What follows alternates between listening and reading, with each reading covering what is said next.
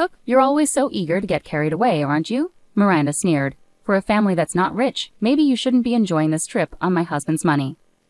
Miranda, my sister-in-law, directed that snobby comment at our family.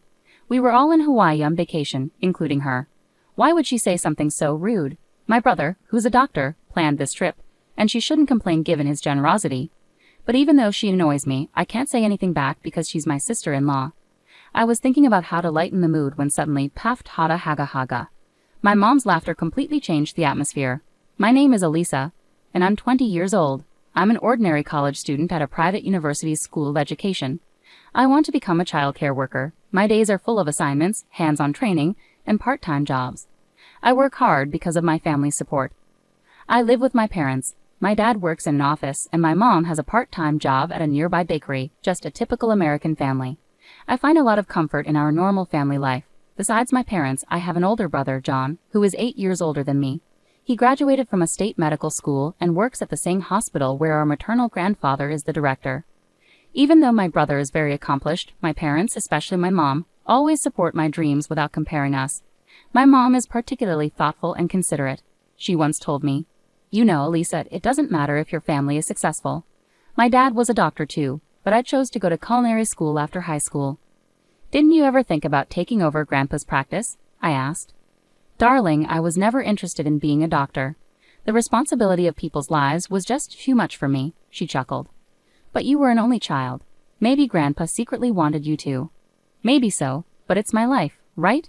And now, with John being a doctor, everything turned out okay. My father's just happy that one of his grandchildren has followed in his footsteps. I guess that's true. I don't think Mom ever intended to slight my grandfather. She chose her own happiness, marrying my father instead of taking over the family practice. Now that John's a doctor and works at Grandpa's hospital, there's no worry about his successor. It makes me realize that my mom has been through a lot. Because of her experiences, she's very supportive of me. Normally, with a brother who's a doctor, there might be expectations on me. But my mom never expects anything specific from me, nor has she ever abandoned me. She just believes in letting me be me and John be John. My dad feels the same way.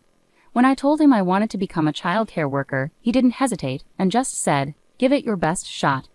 I'm really lucky to have such supportive parents. Knowing their background, it's no surprise that John is also laid back. Despite being a doctor, he's humble and always encourages my dreams. Just the other day, after I finished my training, he called me. "Hey Elisa, you finished your training today, right? Well done." "Thanks, John. It was tough this time. I was working with 2-year-old toddlers." "Turbo twos, huh? It's amazing how you handle multiple kids at once. I really admire that." "Oh, come on, what you do, taking care of people's lives, is way more impressive." "You think? It's a bit awkward getting a compliment from my little sis. Haha." "Stop being so shy. Thanks for calling." "You bet. We'll hang out soon." Suddenly, a chilly voice from the other end asked, "Who are you talking to?" Ignoring the voice, John quickly said, "Catch you later," and hung up. It was Miranda, John's wife. It seems she doesn't like him talking on the phone. There have been times, whenever I hear her voice in the background while talking to John, he always ends the call as soon as she speaks up. It's clear she might be controlling towards him. I've always wondered why someone as kind as John married Miranda. Needless to say, I'm not fond of my sister-in-law. From the first time she visited our home for introductions, my impression of her was terrible. It was just me, John, and her at home since my parents hadn't returned yet. As soon as John stepped out, she turned on me. "What's your name again?" "Duh. Nice to meet you. I'm Elisa, John's sister." "Haha, that's funny. John is quite handsome, but you look nothing like him, huh?" "Oh. What?" "Elisa, right? Which university?" "Probably a state university aiming to become a doctor like John, right?" "No, I'm at a private university aiming to be a preschool teacher." As soon as I said that, her eyes widened in surprise. "What? A preschool teacher?" she exclaimed, covering her mouth with her hand. "Wow, I'm shocked. How does the sister of a doctor end up wanting to be a preschool teacher?" "Oh. What do you mean by that?" "Just what I said. Oh. Your parents must feel sorry. They have a brilliant son, and then there's you, wanting to be a preschool teacher. Lol. That's not true. My parents fully support my dream." "Seriously? Do you really think they're supporting you?" "No way, right?" "Oh, do they just have low expectations for you?" "As long as they have brilliant John, that's all that matters to them." "Oh. That's not true." She said these hurtful things casually, leaving me at a loss for words. When John returned to the living room, she switched back to her cold demeanor towards him. Later, when Mom and Dad came home and exchanged greetings, she stayed distant, mostly interacting with John. My brother must really like Miranda because he always praised her, calling her incredibly kind and saying she makes calm, rational decisions. Our parents probably didn't know how to respond to John's high praise of Miranda. The next month, John and Miranda got married and became a couple officially. When they announced it, I casually asked my mom, "Mom, why did John choose Miranda?" "Why do you ask?" "Well, to be honest, she's not exactly pleasant, right? John may say she's kind, but maybe that's only when he's around. Look, if John is serious about her, we can't oppose it." "I guess so. As a family, John's happiness is what matters most. So, Lisa, will you support John?" "Yeah. I understand. If John's happy with Miranda, I won't complain. But their marriage affects all of us. She's my sister-in-law now, and for my parents, she's their daughter-in-law. I can't help but worry about our future relationship given her attitude." A year after their marriage, Miranda's attitude hadn't changed. She would get annoyed when John and I talked on the phone. She often didn't come to family gatherings, leaving just my brother. Even when they did attend together on special occasions, she stayed on her phone and didn't engage in conversation. I had mixed feelings about her behavior, but they were married, and it wasn't my place to intervene. All I could do was hope for my brother's happiness. Then one day, when I got home from college, my mom suddenly said with a big grin on her face, "Elisa, we're going to Hawaii." Kauai, yes, with John and Miranda, the whole family. "Why all of a sudden, and why not somewhere closer, but Hawaii?" I asked.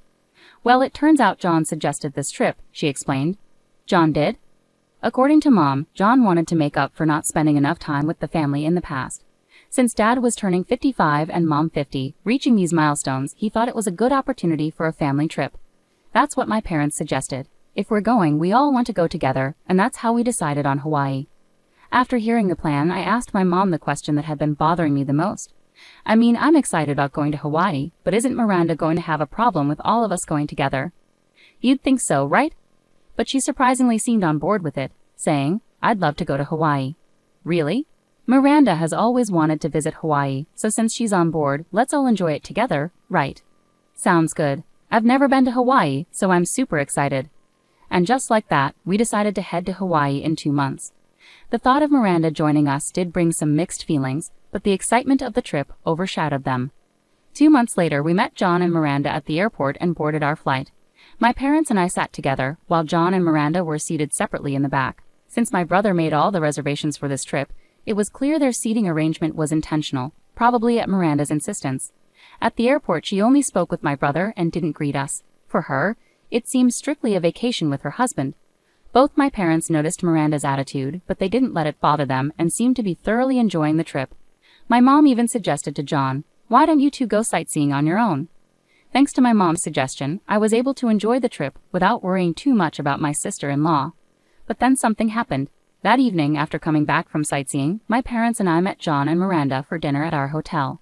Miranda only spoke to my brother as usual. My brother, looking a bit troubled, tried to start a conversation with me. "Hey, Elisa, how's it going? This is your first time in Hawaii, right?" "Yeah, I've only seen it on TV, so it's really amazing to be here." "I'm glad you're enjoying it. I'm happy we decided on Hawaii." "Thanks for suggesting this trip, John. I'm having such a great time." "Yeah, but this trip was..." Just as my brother started to speak, Miranda interrupted with a sarcastic comment and glared at me. There was an awkward silence after her remark. Then Miranda mockingly said, "Cook, always so quick to get carried away, aren't you?" "Miranda, don't call me by my name," I snapped. Why are you saying that?" I stammered, taken aback by Miranda's harsh words. "Excuse me? Why would I want to be close to his sister, who's training to be a preschool teacher? With a father who's an office worker and a mother who works part-time? I only need John." "Hold on, that's not fair," I protested. "For a family that's not well off, maybe you shouldn't be living it up on my husband's dime." In that moment, anger and shock froze my thoughts. I couldn't find words to counter what she said. It's not that I couldn't respond. I was just so taken aback that I didn't know what to say. My dad and John seemed just as stunned. They stared at Miranda with mouths agape, while she busied herself with her phone. Suddenly, my mom burst into laughter. "Paft! Ha ha ha!" "Mom!" I exclaimed. Sorry, my mom said, still chuckling. "It's just too funny. I couldn't help it." Lol. Seeing my mom laugh, Miranda's face instantly darkened. Clearly upset, she snapped at my mom. "Excuse me, what's so funny?" "I'm sorry, Miranda dear. It's just that my stomach hurts from laughing." The irony. Coming on this trip riding on someone else's dime and acting like this? Well, maybe I'll just head back then. Oh. What? Miranda was stunned. My mom stood up and signaled to my dad and me. "Let's go." We were surprised by my mom's response, but we followed her lead and left the table. Miranda seemed annoyed but didn't say anything as we walked away. Suddenly, John stood up, raising his voice at Miranda. "Hey, that was way out of line." "What, John?" she asked, clearly taken aback. "Apologize to Mom, to my family." I had never seen this side of John before. He was always at Miranda's beck and call, but now he was furious. Miranda appeared rattled and tense. "Hold on, John, what's gotten into you? You've always had my back. I supported you because I chose you, but I've had enough. I can't deal with your self-centered attitude anymore." "Why? Why all of a sudden?"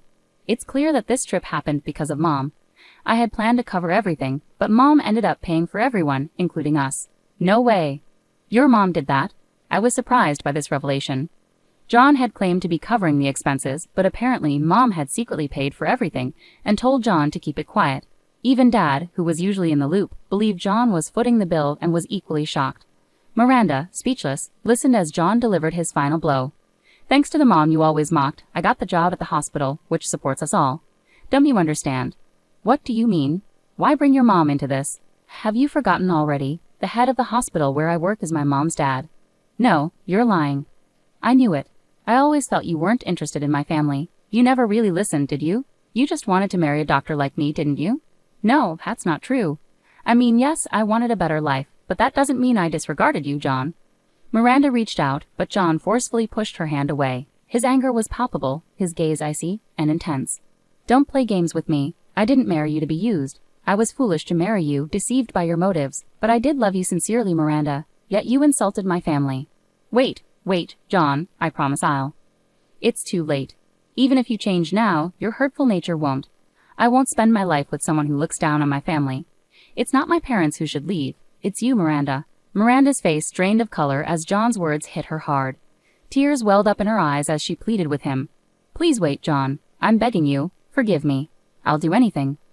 But John's expression remained cold and unmoved.